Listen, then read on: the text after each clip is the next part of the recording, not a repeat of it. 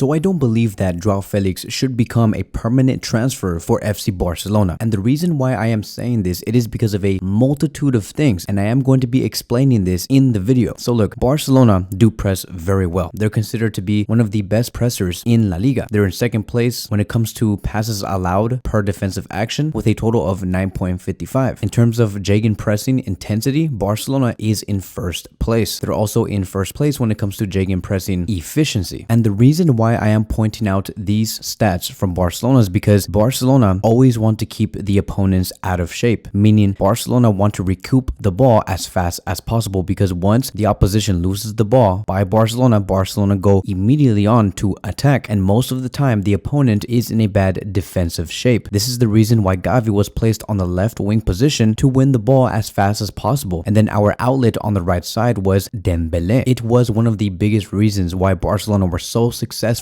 in the previous season. Now in this season we carry the exact same principles, hence the stats that I have just given to everybody here. The aggression for our pressing is still very much present, but the one thing that has been lost from this Barcelona team is our 1v1 killer, to truly capitalize off of Barcelona regaining the possession and making something out of those opportunities to progress play. And the problem that we have now is we used to think that Joao Felix was the solution to all of this, to progress play, to carry the ball forward after we immediately just win the ball and create goal scoring opportunities. But we have not seen that from Joao Felix, and if anything, Joao Felix has shown that he is just not that type of player, and especially when you compare him to someone like Dembélé. Xavi Hernandez does need a Dembélé type of player. And remember, Joao Felix in this past summer was seen as the third choice from Xavi Hernandez, and Xavi said, okay, if I'm going to be losing Dembélé, I'll bet on Rafinha. And before Dembélé even informed Xavi that he will be leaving to PSG, Dembélé was the first choice. And we also heard that Bernardo Silva was going to be considered as the second choice in case Dembélé left, but Xavi Hernandez was not able to maintain Dembélé or even bring in Bernardo Silva. As a matter of fact, the market for a true left winger was so small, right? It came to a point where Xavi Hernandez was saying, okay, fine, bring me Lo Celso, but we could not even bring Lo Celso to reinforce our positions. And so we never found a real ideal replacement for Dembélé. If anything, Xavi Hernandez ended up bringing his third to fourth choice, and that was Joao Felix. And Joao Felix does not fit the profile that Xavi Hernandez was looking for. There is no 1v1 ability from Joao. So let's keep that in mind. We went from Dembélé to Joao Felix, and when we compare these two players and what they bring on the pitch, you can see that these are two very much different profiles. I'm not saying that Joao Felix is a bad player, but they're two